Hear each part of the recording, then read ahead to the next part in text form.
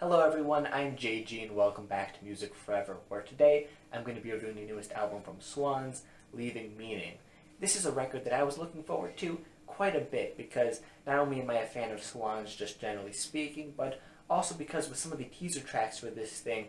I was really interested to see what direction this album was going to take as a whole. The first single we got from this thing is Coming It's Real, saw the band combining some elements of the past few releases of theirs with some folkier sounds that were a bit more reminiscent, I felt, of some of the releases the band dropped back in the 90s. And considering that kind of folky side of Swans from the 90s was probably my favorite era of the band as a whole, I was interested to see how that was possibly going to be implemented into some of these sounds and ideas that the band had been toying around with on their past three releases. Especially when you consider the fact that the second single that we got from this thing was a bit more typical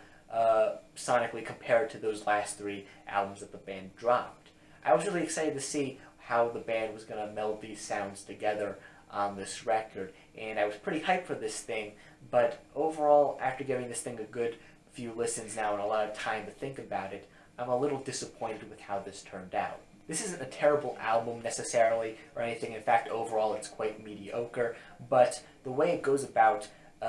mixing the sounds that I was hoping it was going to play around with, the sounds present on the band's last few releases, as well as the folkier sounds that they were toying around with on It's Coming It's Real, that I felt were a bit more reminiscent of albums like White Light from the Mouth of Infinity, for example. I felt like the sounds and the way that they mix here on this thing just was kind of awkward compared to how I was hoping it was going to pan out here. I didn't exactly have a perfect picture in mind for what I expected this thing to sound like, considering that Swans frequently change up their sounds and they're kind of unpredictable in that regard, but they've frequently been able to switch up their sound in a way where they're constantly sounding good when changing up their sound for the most part. So the fact that this album ends up feeling kind of awkward was kind of surprising to me. Overall, Leaving Meaning kind of feels like it exists in this middle ground between the sound of the last few releases from this band, as well as maybe a more fully realized version of what this album is trying to be. Like, I feel like this album is close to being something great and different and new for the band, but it's not quite there. When it comes to how Swans mixes together the kind of droning, noisier sound of their past few releases with some folkier influences, I feel like it's kind of awkward on this thing because certain elements of these styles are mixed together that don't really complement each other all that nicely, and you oftentimes end up with cuts here that I feel like end up being a bit boring or forgettable and just lengthier than they need to be. And I say that as someone who enjoys a lot of the lengthier cuts on the band's last few records. I feel like some of those tracks end up being really great and massive in scope, partly because there's a really strong build-up to them, and despite the fact that a lot of those songs have droning qualities to them, there's something clearly going on in those tracks. I can't quite say the same about certain songs on this thing, like The Nub, for example, or Leaving Meaning, or Cathedrals of Heaven, which just feel really extended, but they don't really feel like they're aiming towards anything in particular. They bring in some folkier elements at times, some acoustic instrumentation and things like that, but this only adds to the kind of lethargic, sleepy feel I get when listening to these songs. Instead of having these different sounds merged together and kind of playing off each other in a way where they improve on each other and become greater than the sum of their parts, the opposite is really happening here on this thing, where the lengthier, droning-like sounds of the past few releases just doesn't mix together nicely at all with some of the folkier sounds the band toys around with on this album. Because a lot of the cuts on this thing just feel as drawn out as they are, this album as a whole just ends up at times feeling like a really tedious experience that isn't helped by the fact that this is, once again, another double album from Swans, and it is the shortest double album from the band by a considerable margin, but even still, it ends up feeling, at least to me, like the longest and most tedious to listen to, just because a lot of the songs here feel really uneventful and unmemorable. Now, when the band on this thing decided to shoot for this kind of folky sound but keep it to a shorter runtime, the results actually end up working quite nicely for the most part. For example, the track Aniline that comes to the start of this thing is a genuinely great track in my opinion, and it's something more like what I would have liked to see on this thing as a whole. The song Amnesia is another really solid cut here, featuring the slower, folkier influence that once again doesn't overstay its welcome, but at the same time feels like something brand new for the group, and I just wish more of the album sounded like this. Fun thing about this track, it's actually a reworked version of an older Swans track that appeared on one of those folkier records of theirs from the 90s. And I do prefer the original version of this track, I will say. I just love the really punchy feel that the original song has for it compared to the more lethargic sound of this version. But the version that appears on this album is still really great in my opinion. It's a nice reinterpretation of that song, and I think it works into this record really nicely. The song It's Coming, It's Real is another moment on this record where I feel like the band actually ends up reaching that sound that I felt like they were trying to achieve throughout this project, with mixing some of the longer compositions of their past few releases with some of those folkier sounds. This song isn't particularly long compared to some of the lengthier cuts on this record or Swans' past few releases, but still I feel like compared to some of the shorter cuts on this thing, it feels a bit larger in scope. I feel like there's a certain element to how this track progresses that is a bit more reminiscent of those past few Swan releases compared to,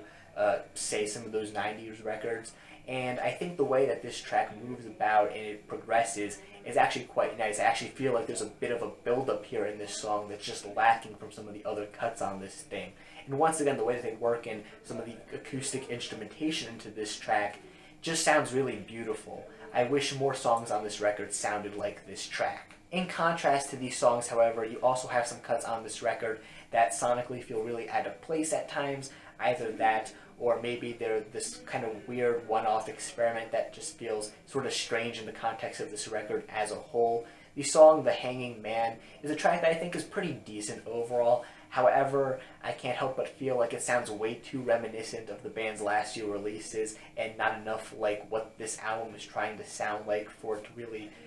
warrant a place on this record. It's a decent song, like I said before. I think the way the track progresses here is actually one of the more interesting structures on this album as a whole, but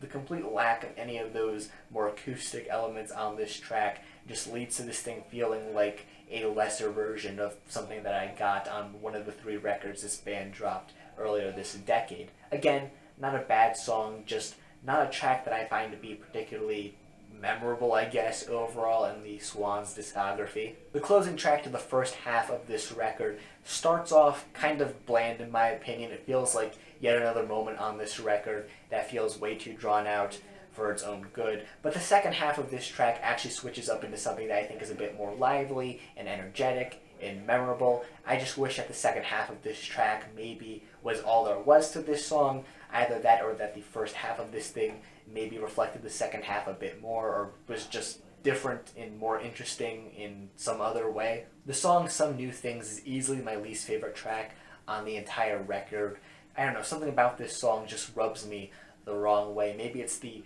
vocal line that's repeated throughout this track, or even just the vocals as a whole on this thing, which I don't particularly care for, or maybe it's just the really repetitive sound of this thing. And some element of this track just reminds me a lot of like a classic rock song from like the 70s or something. I don't know, maybe that's a weird thing to say or to feel, but that's like the first thing that popped into my head when listening to this track for the first time, and I just don't know why, but I don't know, this track just rubs me the wrong way, to be honest. I just do not find it a pleasant listening experience at all. And while it's not a particularly terrible song or anything, I think the opening song to this record, Hums, is just one that I don't find to be particularly necessary when it comes to being on this record. Like, it's fine to listen to, I guess, but those couple of minutes that this track runs for didn't really add to my experience in any way, and if anything, they're just an extra 2 or so minutes tacked onto the runtime of this thing that just feels completely unnecessary. Overall, Leaving Meaning is a record that's just really frustrating to me because I could see what Swans were trying to do here on this thing, and I think all of the elements that needed to exist for the band to make a good album in this vein existed, but it all just didn't quite come together in the way I was hoping for on this record. I feel like the way they mixed together some of the sounds from their past few releases with some of the acoustic, folkier sounds just at times does work, but at other points of this record it ends up not working at all, really. The album just feels way more drawn out than it needs to be. Some of the songwriting here is just a lot less memorable than on previous Swans records. It's just kind of, in my opinion, I mean, there are moments here I like I said before, and certainly some moments I will return to in the future, but I don't think I'll ever really want to re-listen to Leaving Meaning as a whole, just because of how drawn out it could be. Again, I could still see Swans making a good album in this vein in the future, and a part of me hopes that they do maybe try to do something like Leaving Meaning again for their next release, but maybe try to make it better, or just mix the sounds in a more interesting way than they did here on this record. But yeah, I know a lot of people out there are really enjoying this record more so than I am, so I'm not sure if Swans will really see a need to do that, but you know, it's Swans, and they change their sound like every few releases, so who knows what they'll do next, I guess. I don't know, I'm just some guy on the internet sharing his thoughts on this thing. So if you happen to disagree, that's perfectly fine. In fact, feel free to leave your own thoughts on this album in the comment section down below. And while you're down there, make sure you also leave a like on the video and subscribe to the channel for more music-related content.